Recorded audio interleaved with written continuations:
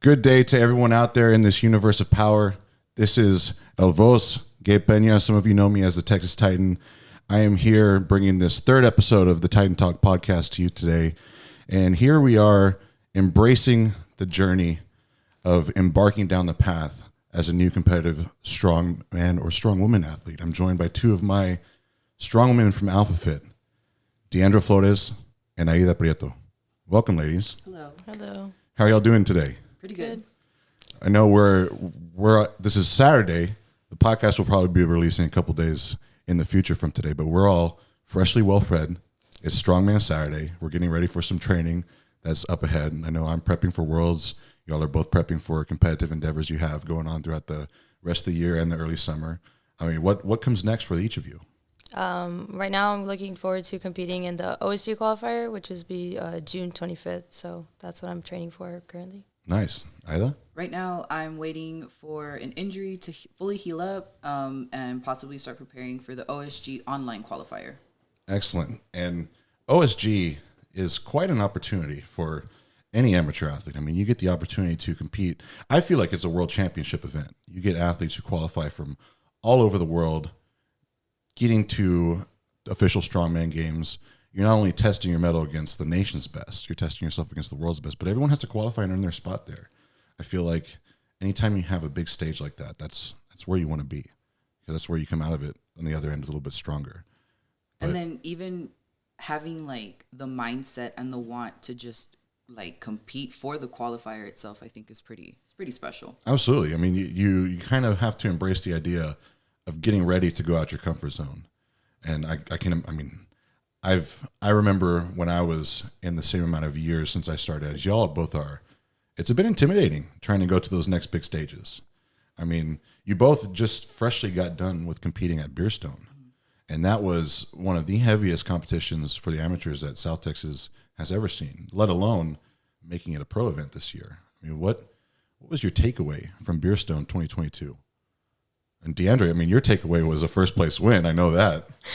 I enjoyed seeing like the pros compete because I feel like being able to be exposed to that kind of level as an amateur, it gives you like the motivation and the drive to want to be at the pro level. So being able to see those women go head to head and also motivating each other along the way was really amazing to see and experience. What was out of all the athletes you got to witness there, the pros, who connected with you the most, whether it was inspirationally or actually physically talking to you, or who left a mark? I feel like at one point in the competition, I went to go see the women lift the Husafel stones, only because I know I needed to lift that one eventually later down the competition. So I kind of was around the pro athletes. I did talk to Inez a little bit, just like casual conversation. I wanted to ask her like what her opinion was of like how she was going to go about lifting the stone. And I know at one point she told me, she was like, at this point, like I might just zero this event. And so I just thought just being able to see them, use techniques and stuff that I could later apply in the competition was really a good, I think, like way of going about competing. But yeah, she did tell me she was going to zero. And then like you announced that she went, I don't know how many feet. Yeah, she dominated that event. But I mean, you think of the Husafel, and that we had the scale replica actual Icelandic Husafel stone there, but they didn't arrive there until the day before contest. So none of the competitors had the luxury of getting to practice on that, including the both of y'all. When you got to that Husafel stone, I mean, you got to hear how Inez thought about that. But what was your thoughts? You didn't get to practice it either. I mean, you were figuring out like a puzzle like everyone else was. Ayda, when you got to that Husafel, what give me an idea of what was going through your head? It was very humbling. It was extremely humbling because I was ready to just lift and dominate, because my max for a regular Husafel that we're used to at the gym, the metal one, was 250. And I'm like, this is 200. I can do it. Nope. 250 on a metal stone versus the actual curves and edges of the Husafel stone itself are two different things. Two different things. And it was, like I said, it was very humbling. My goal was to just do the Husafel first, run back, do the keg. After a couple seconds, I was like, nope, did the keg first, came back to try and conquer the Husafel, and I couldn't. I was able to almost lap it, but that was about it. but it really humbled me. So I'm ready to like get my hands back on it and take it for a ride. How about you, D? I mean, with the metal Husafel, I had already picked up 200 pounds, so I felt like I could have picked up the stone.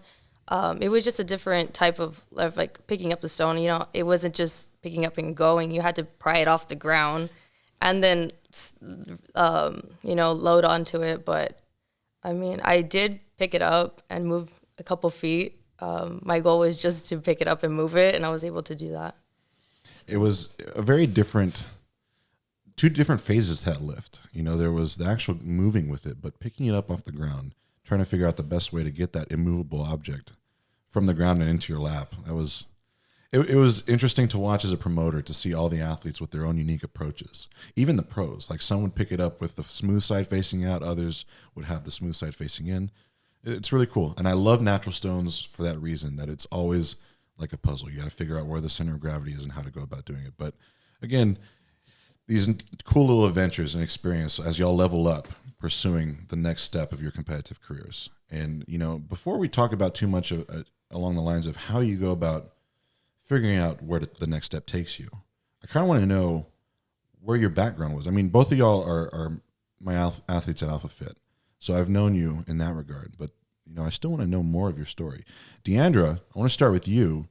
Your story is unique in a way because you started out with us at Alpha Fit when you were 15? Yes. Yeah, so you were a teenager. I mean, we constantly talk about some of the pictures that we took at the old gym. You looked like a twig compared to now.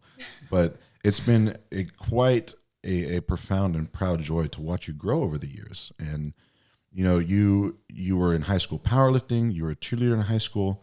How did you find your way into Strongwomen? Okay, so I started cheer my second grade of elementary. I had done cheer when I was like 5 or 6, just like casually, but I didn't get into like competitive cheer until like second grade. I did that for about 7 years because I started cheer second grade to my freshman year. That whole entire time I was doing both school and competitive cheer. In cheerleading, I was a back spot and the base, so I had already had like experience picking up girls. I didn't get into powerlifting until my sophomore year. The way I came about that was I had tried out my sophomore year. I just felt like at that point, cheerleading was no longer for me. I felt like I had lost my passion for cheer at that point, and I felt like I needed to do something new. Of course, my mom was very heartbroken, having to tell her, like, you know, I don't want to do cheer anymore because that's all she knew. So it was very hard for her to, like, accept. After I quit cheer, I didn't really know where to go from there because I wasn't really, like, an athletic type of person. So sports, like volleyball, basketball, I wasn't into any of that. But I did see a flyer on the wall in my high school, and it said, like, powerlifting meeting, and I was like, I mean, I've lifted girls before, so like how hard could it be to lift weights? Like, might as well try something out. So I met my coach. We talked a little bit about like what it is that powerlifting entails. He knew I was a cheerleader, so he knew I kind of had like the capability of lifting things.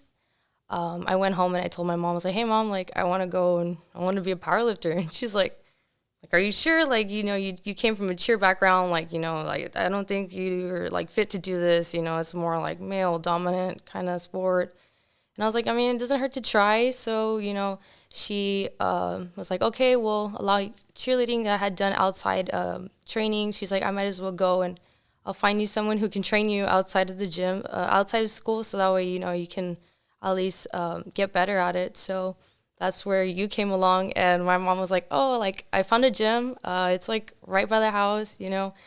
This guy seems to have a lot of, like, achievements, and, like, he seems like he knows his stuff. So, like, I'm going to go ahead and, like, put you there and see what happens. So I did start training with you there, and I remember, like, I knew nothing about lifting. I mean, you taught me how to lift my first barbell. I fell in love with the sport immediately because, you know, there was never a day where I woke up and I said, like, I don't want to go train. Like, I don't want to go lift. But I noticed that, like, with cheerleading, there was days I was like, I don't want to do this. Like, I dreaded going to practice. And I feel like that's where my love for lifting came from. And I know that my sophomore year, I started powerlifting. I knew absolutely nothing. I didn't know what I was doing. I didn't know the rules.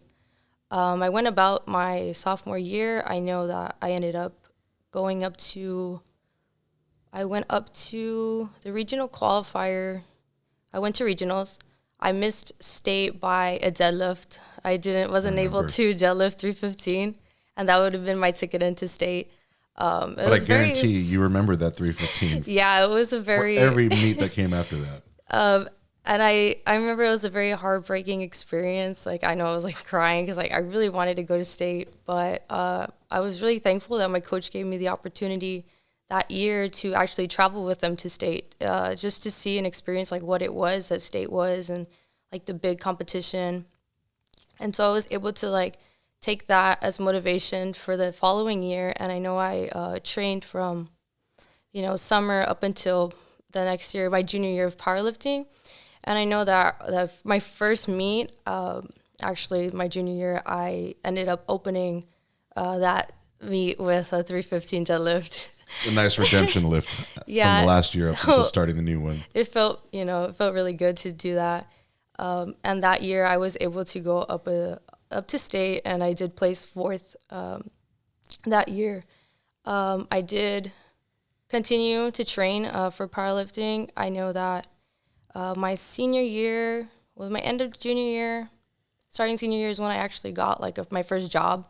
So I started working as a server. I just wanted to know what it was to get like work experience in the real world. So my mom didn't want me to work, but I took it upon myself and just to give me that experience. So I, was juggling school. I was still in high school. I was juggling a job, and I was still training for powerlifting. I was in and out of the gym. I know that I had to work and had to do all these other things. But with that, my senior year, I was still able to, keep a good training schedule, and I was able to go up to state again. And I know I took a second place my senior year. So both junior and senior year, you were a state level athlete. Yes. And you had just barely missed it by one deadlift as a sophomore. Yes. So before we go any further with your journey, I want to go back to what you said about how your roots in cheer. How you were a support base? What was the official title of how you would? Just a base. A base. When you were lifting up, your teammates, was there ever anything that you remember clicking like, hey, I like the feeling of feeling strong, of using my power, or was that not something you realized until you started lifting? I always liked to be like the one to pick up somebody, so it was kind of cool just to say like, hey, like I'm able to pick up so and so girl. Like I think that's kind of cool. So you liked being strong before you knew that you liked being strong. That's pretty cool. And, it's such a tough thing to navigate for a young individual, period, but even a child to their parents to like tell them, I kind of don't want to do this anymore, especially if it's something that the parent really wants. I mean, Ayda, you're a mother.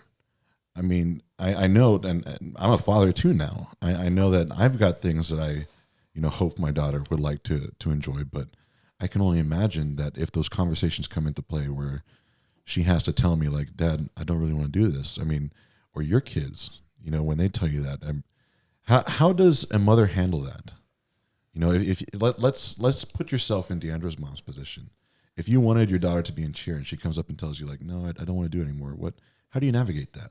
I would honestly first ask her the reason why.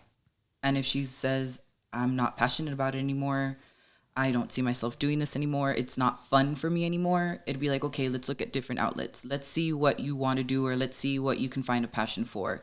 Now, if it's it's too hard type of thing, then it's going to be like, no, let's keep trying at it. Let's maybe find a different cheer camp for you to do, or let's see if we can make this more fun for you. But if like she just doesn't have the passion for it and she's not having fun anymore, then I'm not gonna push her or like make her stay there. Now, if it's kind of like she just thinks it's too hard, I don't want her to give up. So it's one of those things where you kind of either try to instill the idea of working harder along something, or trying to figure out like, hey, my kid doesn't really like this. Let's let them follow their heart. But yeah, it's I ask because it's one of those things where I know at some point down the road, I'm going to be confronted with that. And hearing Deeandra talk about it, I mean, that is a very that's a reality for parents. It is that everyone has their ideas of what they want their kids to do, but the kid has their own beautiful mind, and you got to kind of kindle that wherever it leads. And or go ahead. With the sport, like with me doing strongman now, I wish my mom would have made me stay in sports as I was growing up, instead of like me saying like, it's too hard, and she's like, okay, like you don't want to do it, you don't want to do it, because it would be different now. Yeah, it's Deeandra, for you to navigate that, and even thinking about how you kind of fell. I don't know if fell in love is the way, but you acknowledge the fact that you enjoyed being strong. You don't hear too many anecdotes of cheer athletes finding their way into strongman or strongwomen. I know we have one other athlete at our gym, a teen athlete, Ruben, who was in cheer, and now he's one of the best teen strongmen in the region. But you don't hear that too often. However, you definitely had the platform for building on the strength. You were using your whole body to support another body up over you. That level of awareness and being in tune with your power, I imagine that paved the way for all the greatness that came ahead. But, you fast forward to, like you were saying, you're getting towards the end of your high school career. You're still in powerlifting. You're training when you can, but you're also now not just balancing lifting in school, you're balancing a job in the food service industry. And thinking back chronologically to my memory, that was probably around the time where I stopped seeing you like 4 or 5 times a week, and I started seeing you like once or twice, right? How was, that gave you a lot of real world learning on how to balance things in your life. What was the hardest thing about navigating that, in terms of balancing everything? I think it was just hard to adjust to a new schedule, because I was so used to working out at like 5 p.m. every day. And then instead of that, I had to, go to school 8 hours and then get out of school, go straight to work. And at the place I worked at, I was getting out fairly late. So I was getting out like 10, 11, 12 sometimes. But after I would get out, I would make time to go work out at like a commercial gym. So like some of the gyms that were open 24 hours, I was still in there just trying to get some kind of lifting in, because I knew that, I still really wanted to go to state and I still really wanted to do well. But I didn't want to veer off just because I had new responsibilities on my plate. So at this point, was state still like your top goal in terms of athletic performance? Yes. Right on. And, now you're in college, you are a competitive strong woman, and you're working too. Like, you're still balancing all that stuff. Where in college right now, what are you studying? I'm going into I'm studying biomedical science right now. Biomedical science, and working right now. You're working along the lines of that field a little bit, right? Yes. You have an internship. Tell us about that.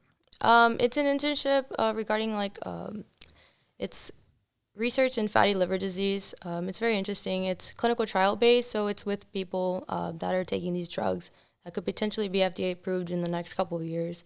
And there's actually some really good drugs out there that are actually they have sufficient data, so they should be on the pharmaceutical market in the next couple of years. Liver issues are very life-threatening, yes. For people. So this is work that can yield some really beneficial stuff, not just for patients, but the families of those patients too. Mm-hmm.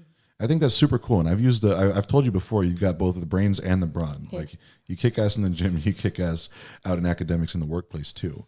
How has that been now as an adult? High school is one thing. College is a totally different thing. You don't have people hovering over you telling you got to do this then. It's all on you. And even, and I don't know if you want me to say this, but I'm going to say it anyways. Even getting ready for this podcast, you asked me, what are we going to touch on? That way you could be prepared. And I loved it, because you're the one asking that. I'm not telling you like, oh, you're going to be doing this, be ready for it. Like, you go out of your way to figure it out.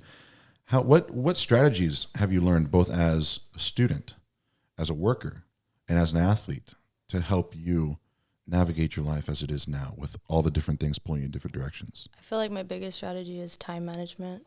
What do you employ each day in terms of time management to have the days go by as a success?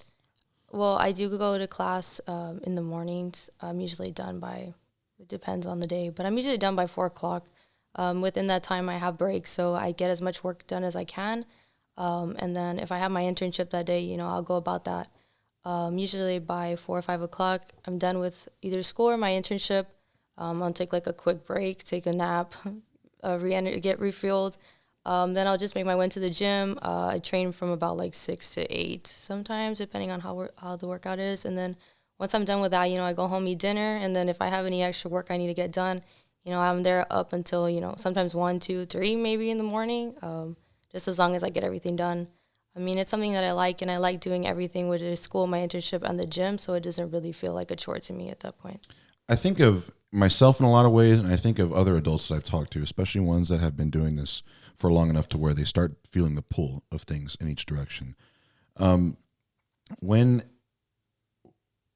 What is your ultimate goal career-wise? Not lifting-wise, not with Strongwomen, but what is your goal for your career? My ultimate goal is to be an orthopedic surgeon. Wow. So right now we're just still scraping the iceberg. You got a lot of years ahead of you of both like residencies, internships, and of course all the doctor school, med school ahead too. Do you have any idea where you want to go to med school? I mean, if I can stay here at UTRGV, I would love to. UTRGV has a great med school now. Yeah. It's especially for it to be right in our backyard. That's pretty cool. But if if I have to move, I'm looking into maybe UT Austin or San Antonio or maybe even UT Houston, maybe. Nice.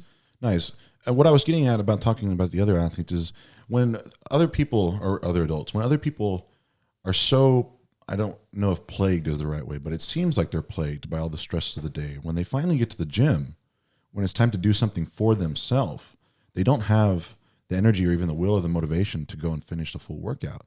And I can think of some of my clients I talk to and just hearing like, oh, I just don't have it in me. I feel depressed. Like I don't know how to do it. How do you keep that fire burning so bright? Because I hear you. You love being a student. You love working what you do, and you love training. So those are 3 facets of life that you love. And I mean, let's say we get 100% total energy through the day. You're sounds like you're giving exactly 33% to each, like giving even split. How do you maintain that? I mean, I ask because I'm envious. I just feel like the gym training has always been an outlet, even though school and my internship could take a lot of stress on me. I always have something to look forward to. Training's always something that I'm probably tired throughout the whole first half of the day, but once that 5 o'clock mark hits, I'm ready to go train. I find energy. That's my time. That's my stress relief. Without the gym, I feel like I would basically be a big ball of stress. Even when it's 100 degrees outside? Even when it's 100 degrees outside. Yeah, we still get it done, don't we? All right. Well, I do want to touch base on your future endeavors, but I'll come back to that because, Ayda, I want to shift the conversation to you. I have not known you as long as Deeandra, but I still have known you in a scope of years now. And getting to watch you grow in that time has been quite a joy as well.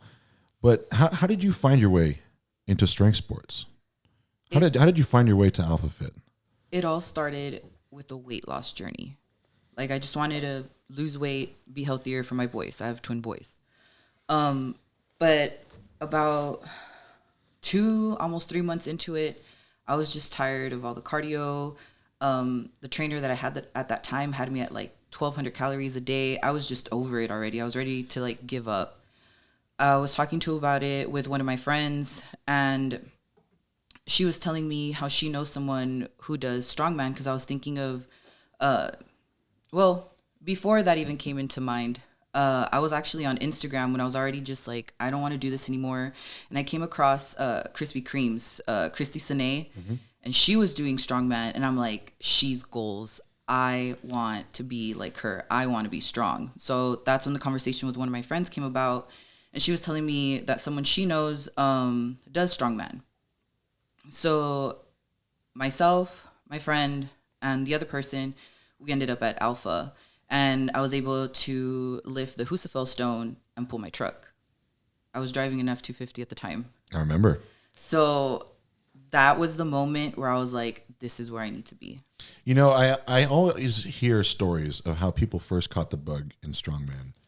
And almost all the time it has to do with the truck pull. There's something very empowering about pulling and moving around the vehicle that does that for you and doing it with just your body. And hearing you talk about the Husafel too, we were just talking about the Husafels at Beerstone. To know that was one of the first things that you did that kind of sealed the deal with leaving you stuck with the bug of this sport. That's pretty cool. And you talk about you were embarking down a transformation. And the time that I've known you, you have transformed. I mean, it's incredibly impressive, especially, you know, every now and then you post a before and after picture to your Instagram. And I mean, to just look at all those miles traveled, that's got to be one of the most powerful feelings of progress, and just like knowing that you were the one that did that. What was the starting point? What was the starting point weight wise? My heaviest was 389. 389. And at that point you said you wanted to make the change for your boys. What, if you don't mind me asking, I know this is very personal, but what was the big wake up call that was like, I got to make this change? I have always suffered with depression, anxiety, PTSD. I went through postpartum depression. So that's where I would put my boys to sleep at night, drink, overeat. So I got up to the 389 pounds, and I got to a point to where I couldn't hide my weight gain and my problems anymore. It was at the point where I knew I had to take my kids outside to play so they can get some sun, and I didn't want to. I just wanted to be on the couch because I was so heavy. Everything hurt. I was so depressed. Like, it was, waking up every day was just a struggle. And that one day where one of my little boys started crying because he wanted to go outside, and I didn't want to take him because I just didn't feel good.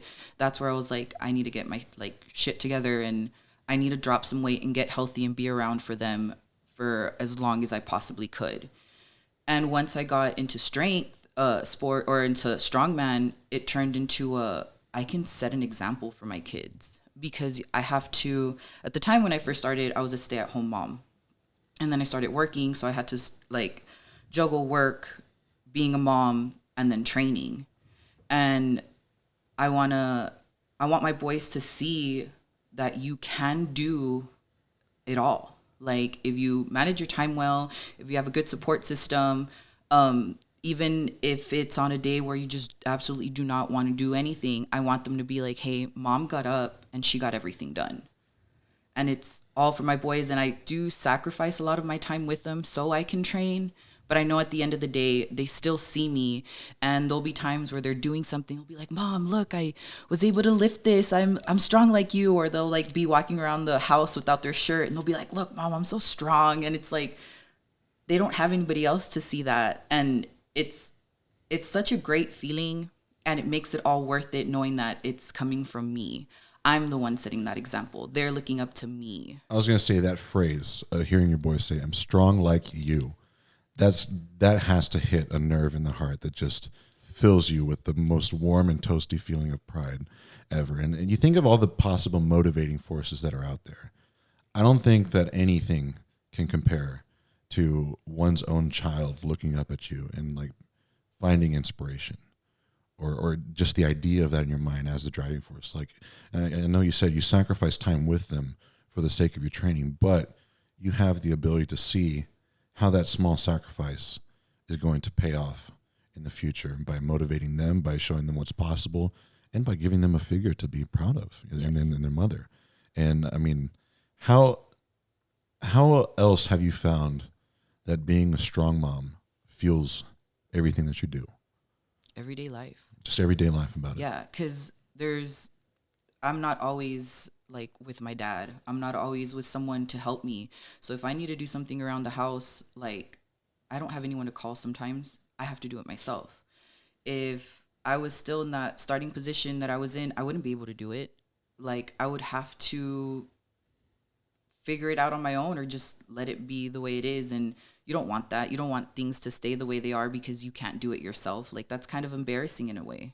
That's incredibly powerful to know that your journey into finding strength sports, into finding Strongwomen, equipped you with, the tools mentally to realize that you are the one capable of doing all this work, and that no one's going to do it for you. And that, you dug yourself out of a hole. Where, if you don't mind me asking, where is body weight at now? Right now I fluctuate between 252 and 256. 252 and 256. So around a little over 130 total pounds lost. That's incredible, Ayda. And I'm telling you, every time you post those pictures, I know they mean a lot to you, but to see all of your work reflected in the difference between those pictures and to know the strength that you've gained along the way, the competition that you've entered, like I'm very proud of you. Thank you. And Thank you. I know you'll keep it up. I don't have to tell you to keep it up because I know you will. And that's why you're here. But it's quite amazing. Aside from the motivating factors that keep you going, or actually in line with the motivating factors that keep you going, I know you've dealt with some significant injuries over the years. What mental hurdles have you had to overcome in dealing with them, and what strategies have you had to learn to implement? I think my biggest mental hurdle with my first injury. What was the first one? Tell us. I tore my rotator cuff in my left shoulder. Being able to adapt, because the day of the competition, because it actually happened at my first Strongman comp, which was South Texas Strongest. I was like, that's it. I can never do this again. Like, my shoulder's messed up. How am I going to train? Like, I need my arms. So I went through a pretty bad, like, depressive episode for a couple months where I just kind of, like, disappeared, dropped out. Everybody was checking in on me and stuff like that.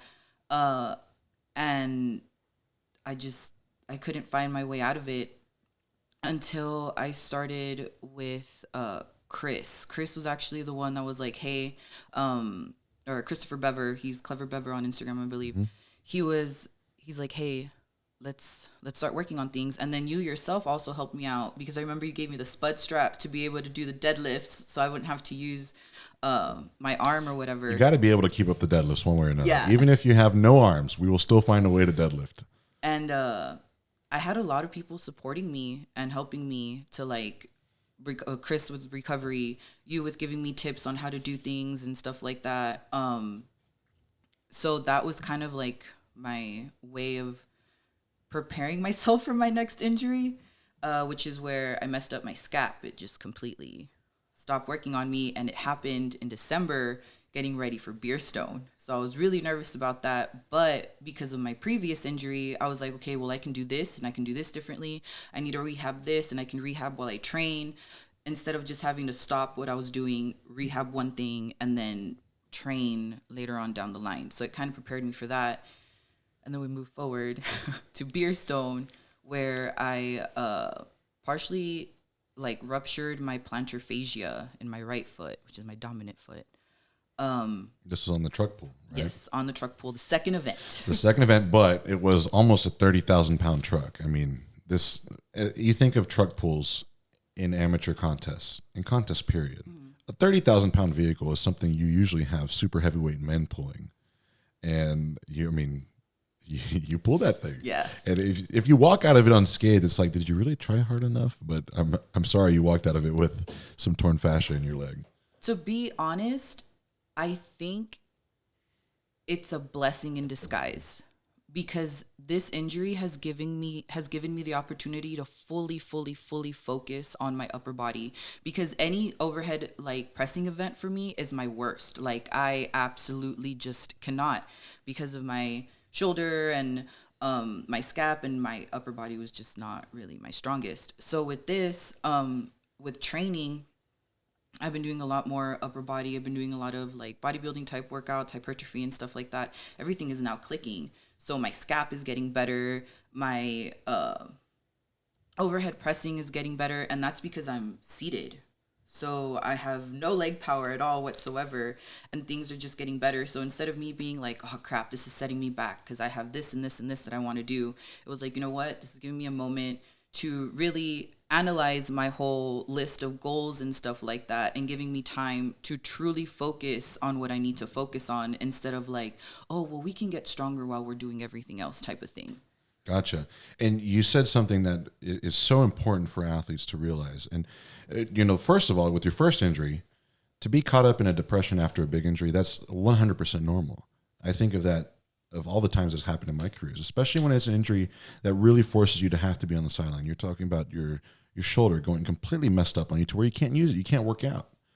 And that sucks. And it's when you've done something so many days in, days out, and when it gets taken away from you, you have to be able to stay well equipped up in between the ears, because if you can't deal with it, it's going to cripple you. But at some point, you wind up either pulling yourself out or you don't. If you do pull yourself out like you did, you learn all these tools and strategies and motivating factors along the way. And what I'm getting at, what you said, is you said that this recent injury is a silver lining because it lets you focus on your body. Mm-hmm. That is the mark of a pro athlete. You know, whenever you can take the injury or a small weakness that the body revealed, and you can take that as a learning experience and use it to make yourself come out the other end better and stronger than ever before. Because the other option would be you just get all hung up on it and feel bad for yourself and don't do anything. Yeah. But instead, you're looking at it on the plus side and you're fortifying weaknesses that are there. I mean, like I said, that's the mark of a pro athlete. And not a lot of people are equipped with the ability to make that decision or to see things that way. So I don't think you would be able to make that decision had you not gone through these injuries. So definitely silver linings indeed. But every injury that I've had, especially every injury that I sustain nowadays, the best thing I can ever do for myself is to use it as a learning experience, because every time we lift something up, we get feedback from our body, data points, lets us know how it went, how it can go better next time, what we need to work on. And I mean, you carry that with you. And before you know it, you've built something incredible and far more powerful than anyone could have ever imagined, including yourself. Yeah. So, Deeandra, have you had any bad injuries? No. You've been pretty fresh up until this point, so let's knock on wood, make sure nothing happens today in training, but let's keep it that way. What for you, Deeandra, what are some strategies that you employ in terms of like prehab and keeping injuries from happening? You know, if you feel something start acting up, like your back gets tired after a heavy deadlift session, what do you do to make sure that you don't get hurt? For the most part, I know I usually keep up with some mobility things just to keep everything in tune. I started I actually went to a chiropractor recently just to get everything, worked on. Usually if I am kind of feeling pain in certain areas, I'll take a couple of days off. I know my knee was bothering me a couple months back. Actually, it was before South Texas Strongest. My knee actually was bruised up, and I was kind of concerned because I thought maybe I had torn something in it. Thankfully, it was nothing torn. I did take, I think, a week and a half off from the gym just to make sure everything would, recover. So I was able to compete. But for the most part, if I do feel like I'm suffering from some sort of like injury, I'll just take a couple of days off just to not, exceed and actually injure myself more. A lot of times I see with my athletes there at the gym, most of them are so jazzed to be there at the gym, that they will, even if their body is giving them every reason to not be there. They're like, I want to get there and I want to train. But you have always been someone that, sometimes I'll notice a day when you're gone, and in my mind, I'm like, she's recovering. That's it. She's recovering. You've always seemed like you've been smart in terms of listening to your body. And like, I have this motto that I tell some of my athletes. I might have told you all this before, but there's no such thing as a bad rest day. There really is no such thing, especially when you do what we do. If your body is constantly getting beat up to where it has to rebuild itself, if you take an extra rest day, like even if your coach programmed, full week stop, insert that rest day when you need it, nothing bad is going to happen to you, only good.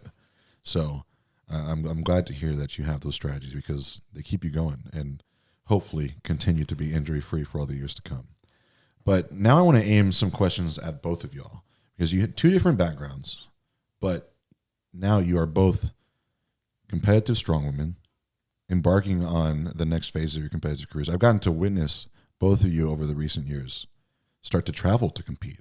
And that is such a cool thing as a coach to witness, not just my athletes sticking around to the regional competitions, but taking to the road. Deeandra, you went to your first nationals last year, and you're already qualified again to nationals this year. Talking about going to the OSG qualifiers. Ayda, you've traveled across the state to North Texas, to East Texas.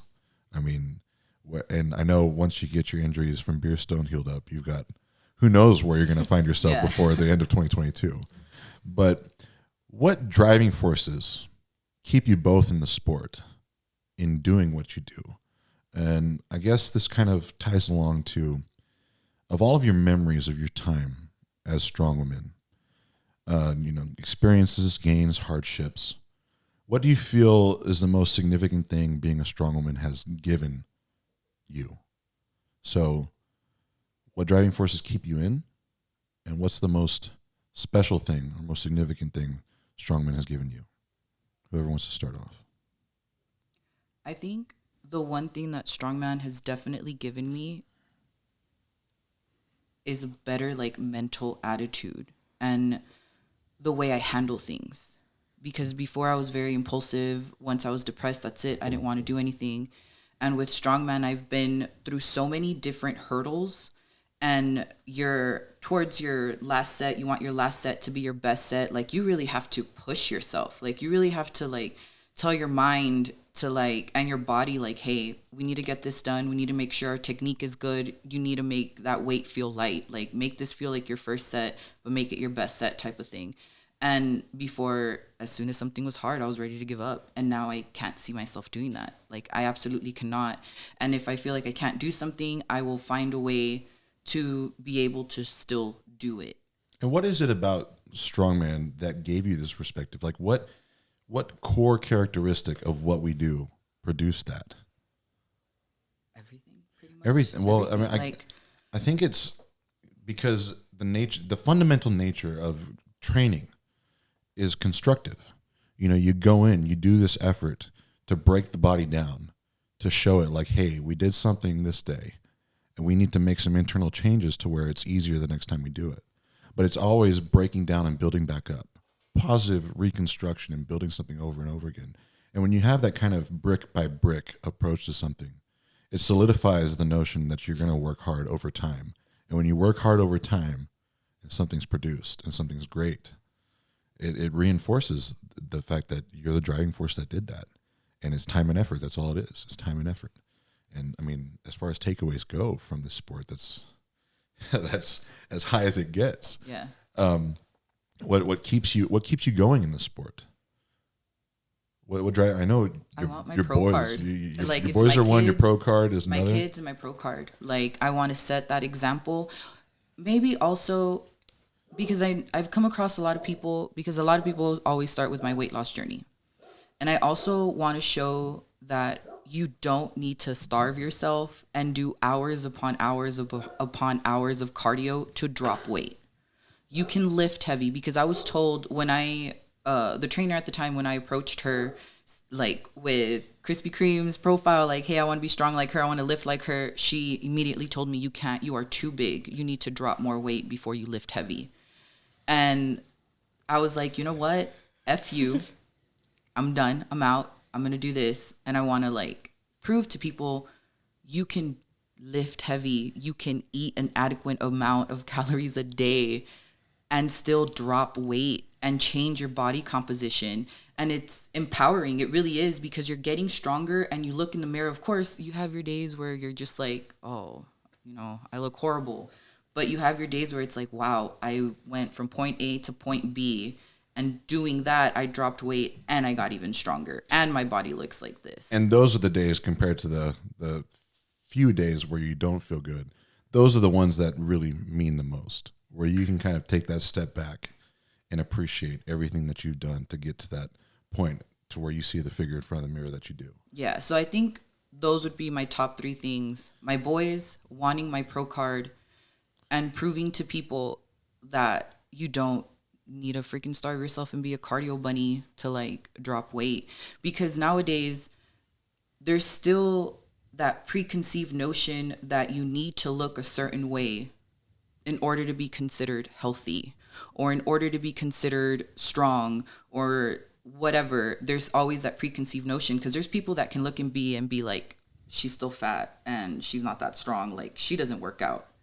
But if you see someone who's doesn't work out a day in their life, they just have really good genetics, they'll be like, oh, I bet you they're really strong, and I bet you they do this and this and this.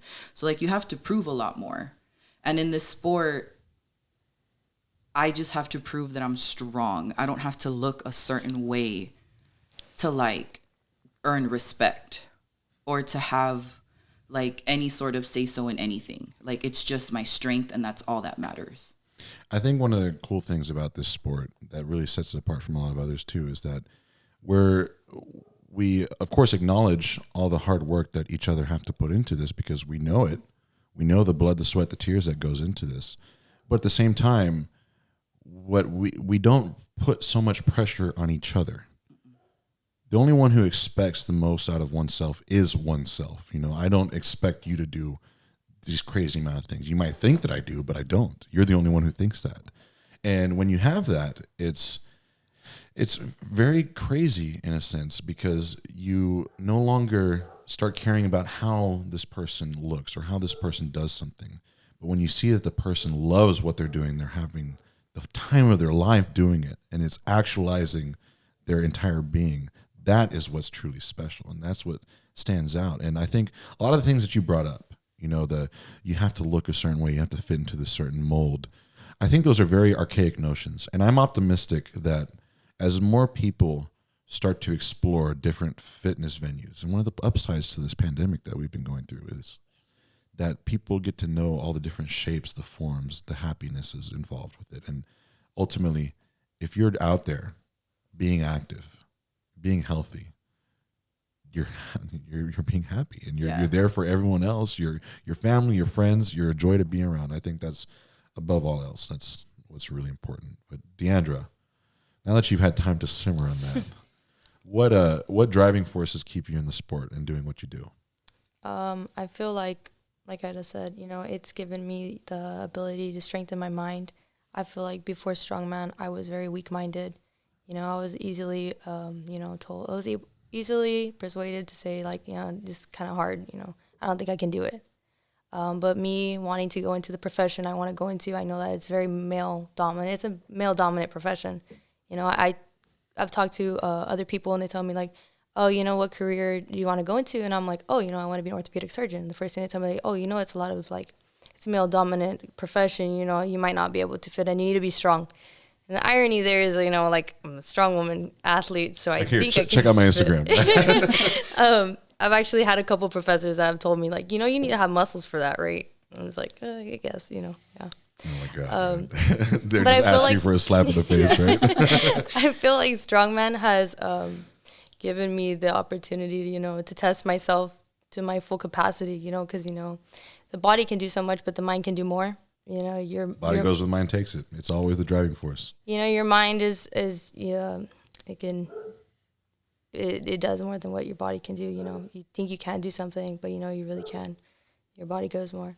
So I feel like with that, I'm able to apply it to my education, and hopefully it takes me far. But like I just said, I want to get my pro card also. So with the notion of the pro cards, since Deandra's talking right now, I'll ask you first. But when Deeandra gets her pro card, what is the first thing that Deeandra sets out on doing? And Ayda, you're next, so be thinking about it. Competing. Continue. Oh, okay. Easy answer. But so if I asked myself that question before I turned pro, I would have answered, world's strongest man. Give me there. Where do you see yourself as a pro athlete? You got to have some idea. Think of the top. What's the highest thing you can achieve? What is the competition? America's Strongest Woman. America's Strongest Woman. All right. Ayda? What do you do once you get that pro card? Because I'm going to tell you what someone told me after I won my pro card at Nationals in 2019. Congratulations, Gabe. You are the strongest amateur in the nation today. But tomorrow, you're the weakest pro. And that's true to a certain extent, but only in the notion. Because when you do become pro, it's like you're starting over again. You're just starting over on the next tier. So where do you go once you become a pro? 3 things pop into mind. Mm-hmm. Competing pro at the Arnold, OSG, and then America's Strongest Woman. I love it. I have no doubt both of y'all will earn that pro status. Like I said, it's just a matter of time and work. Aside from the pro card, aside from climbing competitively, what do you aim to get most out of the time that you invest into the sport, the time that you invest in the sport of your entire life? Fast forward a decade from now, what do you hope that you've gained in that decade, other than just the competitions and the victories? Memories. Memories? What memories mean the most to you in this sport that you've had so far? Well, I had never traveled outside of Texas, so having to qualify or being able to qualify last year to nationals and traveling to Virginia, that was something I'll never forget, because I had never traveled outside of Texas. So it was really amazing to see, different states along the way as I traveled up there. So it's it's really cool to get out of the comfort zone of one state and to travel to see the world, but also to travel for the sake of this competitive endeavor, especially nationals. Nationals is such a huge contest. How many athletes were at your nationals? Do you know? I think there was about, well, in the lightweight, it was about 38. 38, but I mean, total athletes, that probably puts it somewhere over 300, right? I think the last year I did nationals, we were like 250 or something, but it's a huge contest. Yeah, we had a lot of athletes. Didn't y'all have something like 8 lanes or a crazy amount? Yeah. But the thing about nationals with that many athletes is you're talking about 38 in your division. When you've got 38 individuals, the margin for error is so small. That's why they give pro cards out at that, because if you won, you literally made sure you were a specialist at everything. But the difference between first and fifth place can often be less than a full point. It's crazy. What about you, Ayda? What do you hope to get most out of this sport a decade from now?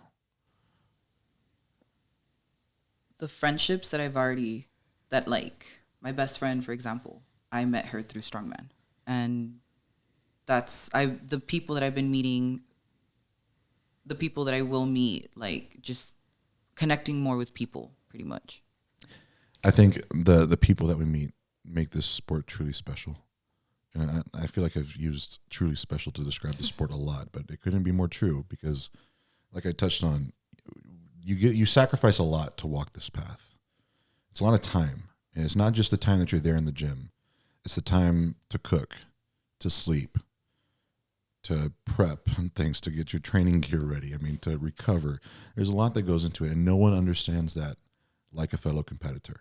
Even if they're the person that you're going to go against directly for battling out for that first place victory.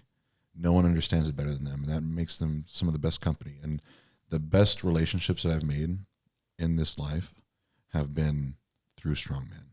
I think of people that I met, at the very beginning of my Strongman career were some of the same people that were in my wedding party, just standing around Bianca and I when we got married in Colorado. I mean, those relationships last a lifetime, and they don't easily burn either. So I hope you continue to make those relationships because they are truly special diamonds in the rough. Yeah. This is a bit of an obscure path to walk. And, talking about, Deeandra, your early days in high school, telling your mom that you didn't want to do cheer anymore, or Ayda, starting out as a strongwoman, as a mother, how has the support of your goals and endeavors been received by those around you, family, friends, etc.? My mom and my dad fully support me, so I'm able to I'm glad that they're able to support me, and my mom does the most that she can, whether it be cook my meals or clean my equipment. She's always there, whether it be at competitions. She's the first one there to help me, change out of equipment. She needs to know what event's the next event, make sure I have everything ready. I love hearing her scream at the top of her lungs when you're going. I wouldn't have very smooth competitions had it not been for my mom there. That's awesome. Ayda? At first, I did not have a lot of support because it was, you're not spending enough time with your kids, you're not doing this, you're not doing that, or you shouldn't be doing this, or just do this so it's easier. But as I've been competing and the relationships that I build with like members from Alpha Fit and like from other competitions and stuff, people that I meet, and even like people that are competitors that I've just spoken to on like Instagram and stuff, it's gotten a lot better. My dad was very anti strongman, but the first time he saw me compete and just the way he saw how I was changing and stuff like that, him and my mom are now my biggest supporters. My best friend Gabby, Fairy Quad Mother on Instagram, she's another one of my biggest supporters, and Servando too. Servando and Gabby have been there from the start and have pulled me out of like some dark headspaces, and they see the potential that I have, and when I don't see it in myself, they know exactly what to say to like put me back in that headspace. Because you've given us a lot of advice, and we've had one-on-one conversations where, like, let's say my first injury, we were talking about the whole like depressive episode and stuff like that, and you've said things to me where it's like, I understand where you're coming from, but this and this and this, and it's like, okay, well, coach gets it, and if he can pull through and look where he's at, like I can do that too.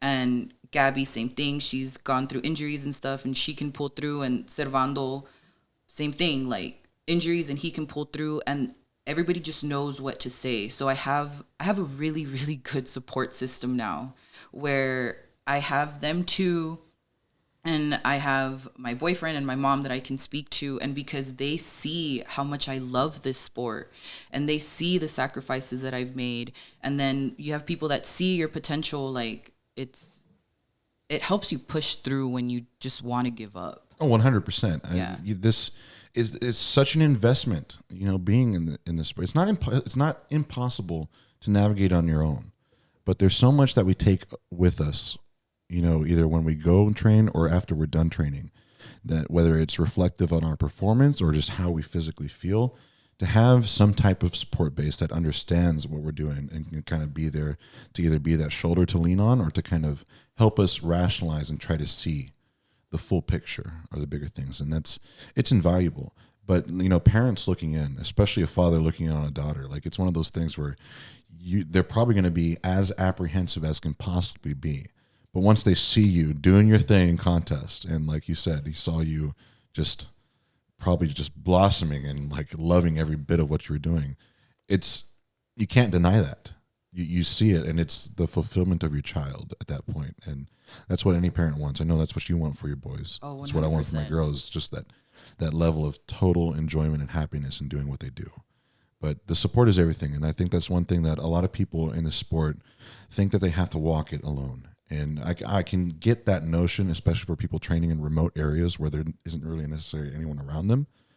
But we live in a day and age where social media is a thing. I mean, it's not hard to like look up and see other people who are doing what you do.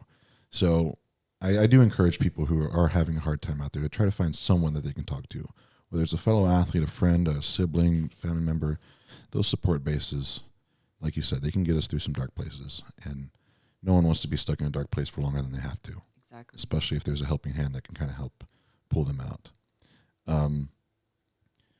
As competitive strong women, I asked you to be here on this podcast because I feel like you two are two of the top up-and-coming female athletes in this region. And like I said, getting to watch you start to travel to compete, kicking ass at contests like Beerstone, and just growing. I mean, you have bright futures ahead of you. What is your outlook on the sport and the future of strongman? And it's both on the large scale, of strongmen in general, but also here in the Rio Grande Valley, especially as female athletes. I know there's a lot of growing that the sport still has to do. And I mean, even at the root of it, the sport's called strongman. Mm-hmm. That's very gender strong to the male side as it is. And there are shortcomings in the sport. And we've seen both through you and through other athletes, like the women should not be overlooked anymore. I was more impressed by the pro women at Beerstone than I was the pro men. I mean, it's time that these changes be made for the better, because, I mean, is there a point where we stop calling it strongman and we call it strong athlete, or we just make a strong man, strong woman? I mean, what is your outlook on the future of this sport? Because there are changes that have to happen. I feel like we're on a good path, but I want that path to keep progressively moving. I think it's going to turn into strong man and strong woman. The women are really, really, really out here saying, hey, we deserve time in the spotlight as well. And I think it's going to happen. I think it's going to be world's strongest man, world's strongest woman. And it's both going to be aired. And it's, a lot more of the spotlight is going to have to be shared with the women, because we're here to prove our point and show that we're just as strong. No one's working any less than anyone else. Exactly. It's one of those things where it's such an old and flawed notion to think that. You know what I found absurd with Beerstone? We got so much praise because we made an even payout, $12,500 to the men, $12,500 to the women. And that made some huge waves in the community. Like, oh my gosh, they're paying an even split to the men and the women. For me, it's a no freaking brainer. Of course you pay an even split, but to hear how it was received as being this monumental change, I'm like, this is way overdue if people are reacting to it now. Like, this needs to be the standard. It should have been the standard years ago. And I feel like the women put on a freaking show. Like, there was pro strong women that were drop Husafels on them and they were still going. Like, they didn't, it wasn't I broke a nail, I'm going to stop. They were like, nope, there was blood on the floor. Like, it was blood, sweat, and tears. And watching that was like, I think Gabby Dixon smashed her toe by dropping the Husafel on it.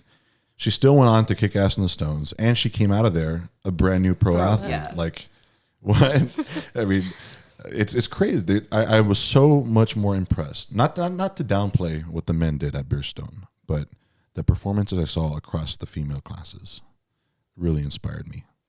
And what do you think about the future of this sport, though? I think it's going to grow on the women aspect. yeah. Because the women are, just as talented as the males are. I mean, I've always said growing up, like, I always feel that a woman is just as capable as a man, and I feel like strong women athletes at the pro level really do show that, especially at Beerstone. I was very, of course, I wasn't there in person, but, trying to keep up with it and listening to all the different stories from the athletes that were there and keeping up with the news, how severely different the pro women were treated at the Arnold compared to the pro men. And I hear a lot of the arguments, being made that, oh, well, the pro men, they fill up all the seats and, the show's been going on longer and so and so. But hearing differences to how the athletes were even transported to and from the venue, the care that they had of people around them, like, bodyguards or like to keep the crowd. Like, there was very different means of care reflected on the pro women and the pro men. And I think that's total bullshit. Like, it's like there's no shortage in talent. There's no shortage or difference in how hard people work. But I know as amateur athletes still embarking down this path, your perspective is a little bit limited on that front. But how do we bridge that gap? If the argument is that it's been traditionally the men that have been driving the sport, and they're the ones that fill up the seats, they're the ones that sell the tickets, whatever the argument is, how do you say that doesn't mean nearly as much as it means to ensure that there is an equal treatment and an equal split? That's a tough question to answer. And I mean, I can see it from the dollar sign standpoint, but it's one of those things where, like, in the long run, the dollar signs don't matter as much as the equal treatment does. So what has to happen? I mean, somewhere down along the line, you just got to say, it's okay to break tradition, because I know everybody likes to go the traditional, like, oh, the man always gets paid more, the man gets more, respect. But I mean, now that we're in 2022, I think it's time for a change, especially in the women aspect. You know where I think that change comes from? It's the newer, fresher generations, obviously, right? But the people like yourselves, the ones that are just starting, thinking about what comes next, thinking about what comes when you get that pro card.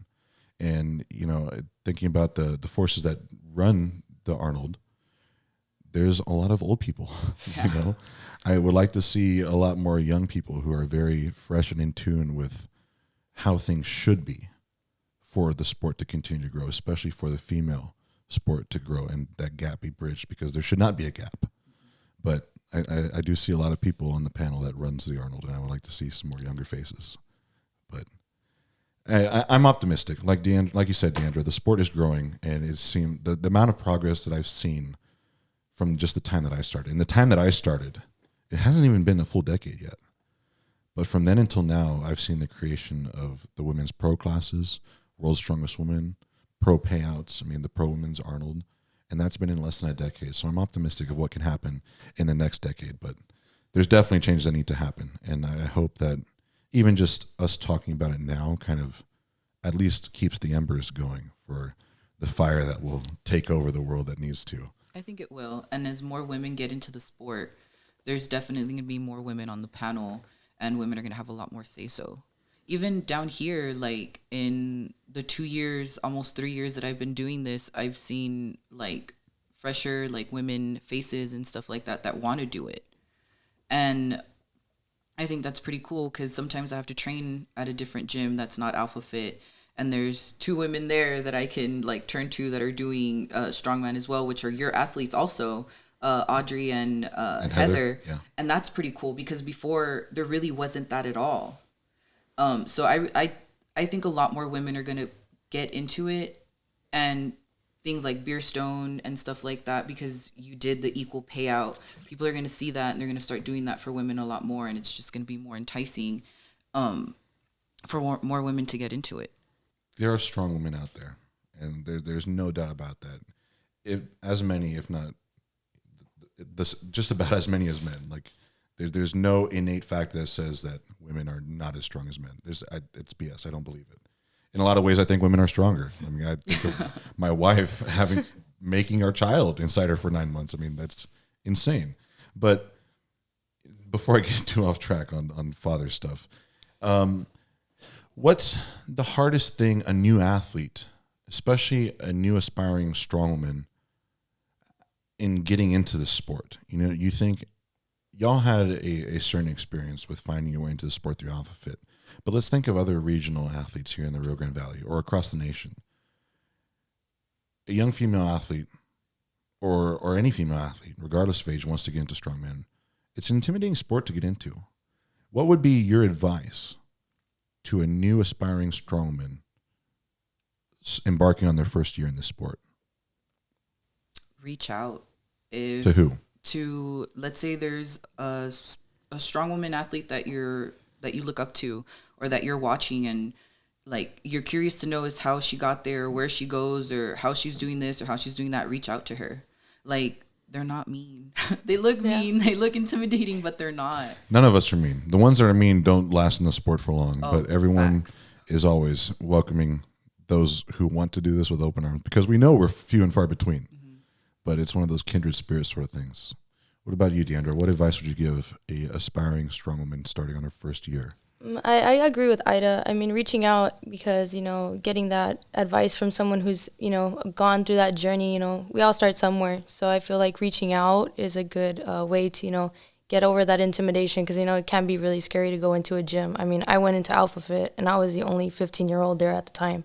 And it was kind of, intimidating to know that I'm the youngest here. But, I had the support of you and all the people at the gym. So I feel like just reaching out and talking to people will give you that motivation, that drive to, want to continue your journey up as a strong woman. That's having someone it also goes back to that support base, right? Like having someone you can definitely do this on your own. I mean, I did it I've always been my own coach. I had to kind of like usher in the growth of strongman down here, but it's so much easier and you use a lot less time if you have someone to kind of show you the ropes. Yeah. And that just means more time to enjoy that pro card when you finally get it, right? One thing that I wanted to do with this podcast, and you might have been able to tell it from the logo of the podcast, I have Saturn on the logo. I'm a big space nerd, and I've always loved the idea of space. I think space exploration is one of the most important things for humankind. And I had recently watched a new documentary on Netflix called Returning to Space. It was about SpaceX and, reusable rockets and bringing rocket launches back to the U.S. and just the future of what it looks like. And because it's been since the 60s, since we were at the moon. And here we are, 2022. And I was just so motivated by watching it, thinking of Elon Musk. And like, this is a man, regardless of how you feel about him, he's someone who undeniably has moved the bar forward and is going to be leaving this world in a much better place than when he entered it. And that just motivated me. And I've always loved the idea of space. And I was like, this is my podcast. I've got the Saturn on the logo, and I want to talk about space. Even if I can somehow find a way to bring space into my life, even if it's just talking about it, make people aware of it, then I'm going to do it. But this section of the podcast, we're going to call Space Out. And we're going to space out and geek out over some nerdy topics revolving space. I'm going to ask you these things. I just want your input. It's all in fun, whatever you feel about it. There's no right or wrong answers. Does the current generation or society in general care about space exploration and travel, space travel? I feel like there's a group of people that really do care about space travel, and then there's a group of people that don't. If you had to put it on a pie chart, how big of the chart would the group that cares about space travel be versus the group that doesn't? Probably more majority of the people like don't care about it. Just because like me as like my generation, I can tell you right now, probably don't give. Why do you think that is? Social media, conspiracy theories, you know. Conspiracy theories. A lot of people particular? don't believe in space. Okay, don't. I just skip it. What's the biggest, the first conspiracy theory that comes to mind that you think of? That the moon landing was fake. All right. Well, I mean, and you think social media is to blame for that? Yeah, Just there's a lot of putting it all out false there? information out there, and people will believe everything. You think that? Do you agree with what she said About social media? Yeah. about social media? But what about in terms of? Do you think that the current generation cares about space travel and exploration? I think they're starting to, but because of people like Elon Musk, like there's more people because everything here is in the U.S. with him. Like SpaceX is in Brownsville, like out on Boca Chica, it's right there, so people get to see it firsthand. So like their curiosity is kind of growing. So I think they're starting to care. But that's where I end with that. Like they're probably just starting to care. And social media being a cause of like drifting away from the importance of it. I feel like social media is one of those things where it is allowed to fester in this negative way because there's not enough pre-knowledge. I personally feel like there's some shortcomings in the academic world, especially in shaping the young minds throughout grade school, like sciences and math, and making sure space is on the curriculum. I mean, I think that's one way that can kind of bridge the gap. But why do you think space exploration is important? Whoever wants to start off there. Because I think there's like other planets out there that people can live on, or there's just other things out there that need to be discovered. Why do they need to be discovered? They might help society in some way. Like, I don't know, there's always that fear of the unknown type of thing. And that's where it goes for me. Like, I want to know what's out there. Like, what if there's a cure for something out there? You never know. Or what if the elixir of life is out there on another planet, a neighboring galaxy or exactly. something? Like, what if we can really live on Mars, Yeah. It's knowing how expansive the universe is out there and knowing that there are exoplanets out there. It's like, why are we limiting ourselves to just this one? Yeah. Why do you think space exploration is important? Just like Ayda said, I think that it has a lot to do with like helping. It could potentially help us. Like, what if we discover something on a different planet and it could be, something along the lines of a cure for something. I mean, that would help us as humans. I even think towards the space race of the 60s, with the whole going to the moon. So much technology came from just the endeavors of trying to beat Russia to the moon. Our phones, the smartphones that we have, like that all started coming to be because of the technological advancements that were made in the 60s. But that's in the 60s. That's, that's over half a century ago.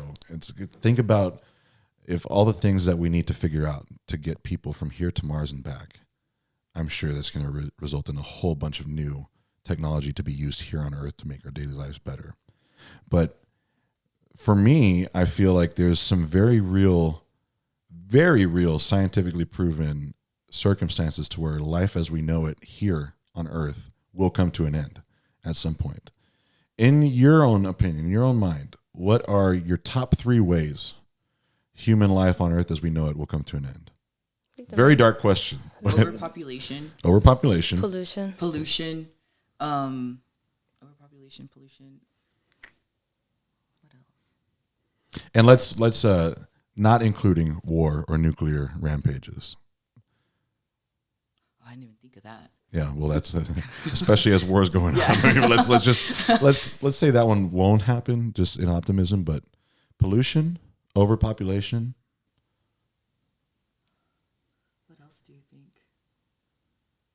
I know for sure overpopulation and pollution. Because look, with overpopulation, we're getting rid of a lot of, like the Everglades, for example. Like that's cutting down, the rainforest cutting down. All for what? Because there's more people. They need more space to live. They need more wood and stuff to make houses. You know what I mean?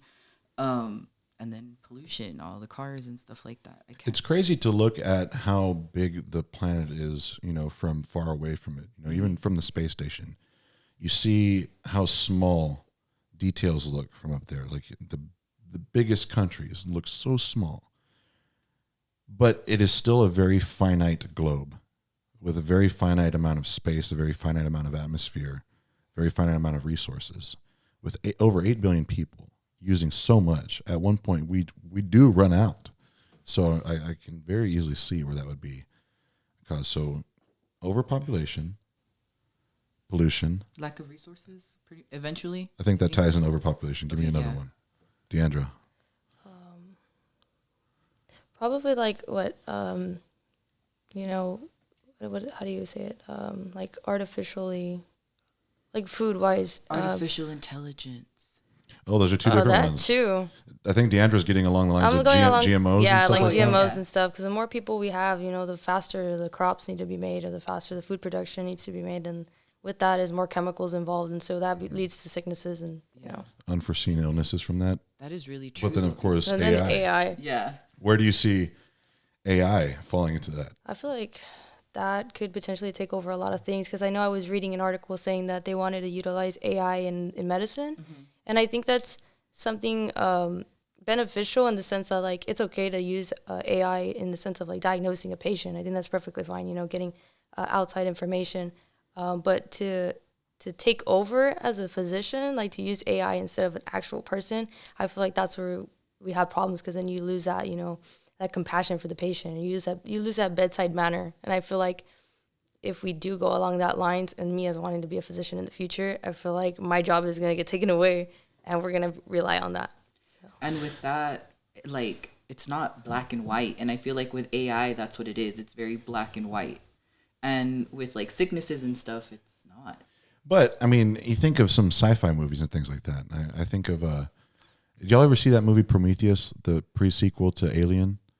No. Well, in their spaceship, they have this med pod where one of the main characters gets, I don't know if impregnated is the right word, but the alien gets inside of her, and she has to go into this med pod and programs it to take like an emergency C-section to pull out the alien that's growing inside of her. But it's this completely automated pod, and I mean, it's got these robot arms coming in, making the incisions, extracting the alien. At some point in the future, we are going to have robots doing everything for us. In most operating rooms, there are already robots there to do these precision cuts and operations. But they're still used by a physician. Like the physician controls them. And not Correct. But fast forward another 5 years, another 10 years, I feel like that is going to keep diminishing, like in terms of the person's involvement and the robot's involvement. I mean, even these cameras that I have here, those both have artificial intelligence to direct that little gimbal on them, or even the soundboard I have here. Everything's got like some type of AI in there. I think at one point there's going to be just enough neural networks out there to where we're going to end up like WALL-E. Yes, exactly. Yeah, exactly like WALL-E. I think the three ways that I would pick is one. I'm thinking more along the lines of cosmic events. One, there would be climate change, because even before we talk about climate change as we know it, the Earth goes through periods of, you know, permafrost and thawing, and like the ice ages of before. The Earth has phases. So at some point, the climate just might be like, the Earth is no longer going to be habitable to what you think it is. So either adapt or get out. Another one would be a cosmic event like an asteroid impact. At some point, an asteroid will hit Earth. It's going to be thousands, if not millions of years from now, but at some point, just like the one that wiped out the dinosaurs, will hit Earth. And if we're here for that, we're not going to be here for it after. Yeah. Or the sun going out.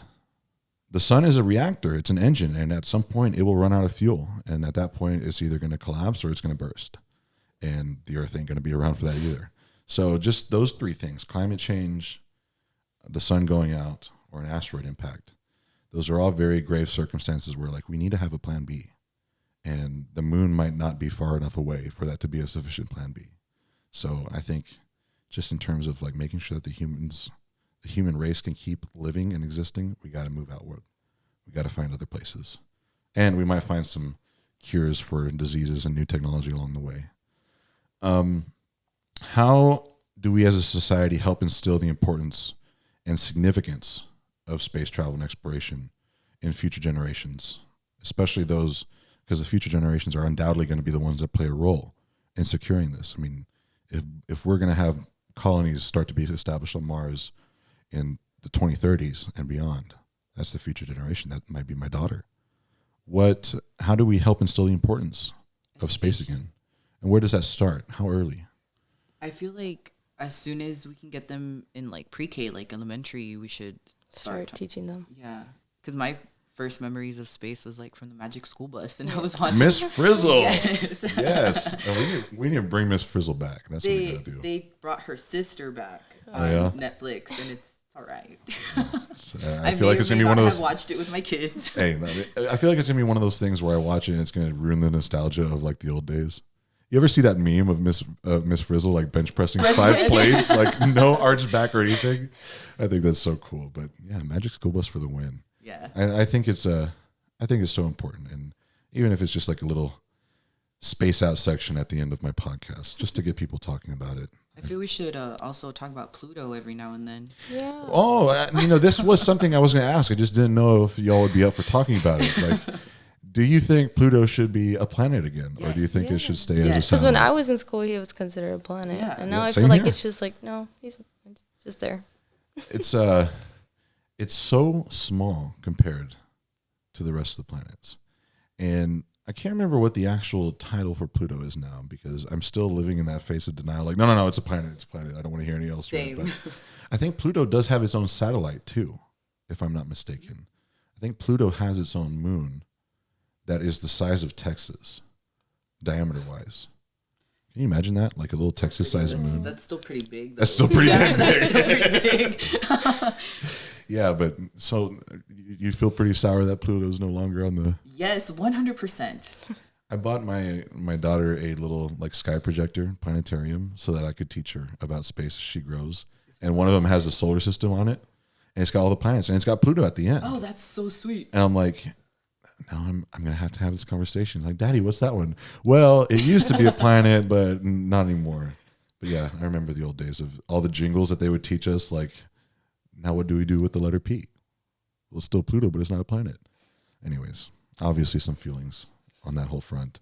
I feel like just Pluto has salty feelings in general because you take it back to like Goofy and Pluto the dog. Like, why does Pluto have to live in the doghouse when Goofy's like a dog too? You know? I don't know. I feel so like I'm doing an injustice to my background in science, but it's either Pluto or Neptune where it rains diamonds on there. There's something to deal with all the pressure and the elements present in the atmosphere that it rains diamonds. Diamonds form in the atmosphere and it rains them down. Yeah, I need to double check on that to see if it's Pluto or Neptune, but it's one of those. If it's Pluto needs to be a planet again. That's all I'm saying. Well, that's the thing is, do we at some point we're going to be so advanced at moving beyond this planet that we can farm things like this? Like diamonds are precious here on Earth because of what it takes to get them. But if it's raining them on another planet, all it takes is sending a craft out there and bringing them back. Same things there's asteroids out there made out of solid gold and platinum. Like, could you imagine sending a ship out there, securing that and bringing it? You could support a country or the planet or people in general for years to come if you have all that wealth. But still plenty of years in the future. And people need to be talking about space first before we can think of harvesting gold asteroids. But Deeandra, Ayda, thank you so much for being on my podcast here today. I wanted to have you both on here. I'm so proud of everything that you've done and even more proud of what I know you're going to continue to do. Are there any parting thoughts or messages you would have for our listeners before we go? Anything. I know. Push through. Push through. Whatever it is, just push through. You've pushed through some pretty substantial stuff to get here. Yeah. I mean, dark times, depression, getting through, or shedding a complete person, over 130 pounds. It's incredible. But push through. Yeah. Two simple words. Just go for it. Push through and just go for it. I love it. And don't listen to what people say when they say women shouldn't be lifting heavy. Yeah. Oh, no. I feel like if there's anything that we've established by the time that a listener gets through this podcast is that not to listen to those voices. Yeah. But ladies, it's been an honor. I know we've got some training ahead of us today. I'm going to do some stones. What do you guys got on the agenda? Deadlifts. Deadlifts? I have a cross carry. The Iron Cross. Like I think you were saying over breakfast. Let's hope it's not too hot outside. So I think it is big. kind of hot right now. Oh, it's South Texas. Of course it's hot, but too hot and hot are two different things. But ladies and gentlemen, this has been Titan Talk. I am your host, Gabriel Pena, and I'm joined by Deeandra Flores and Ayda Prieto. Ladies, where can our listeners find you on social media? On Instagram at La Mama Tatuada. And on Instagram at Deeandra Alexis. 2 E's on Deeandra. Ladies, again, thank you so much. Let's go hit that training. To all you out there in this universe of power, until next time, this is Gabe Pena, the Texas Titan, signing out.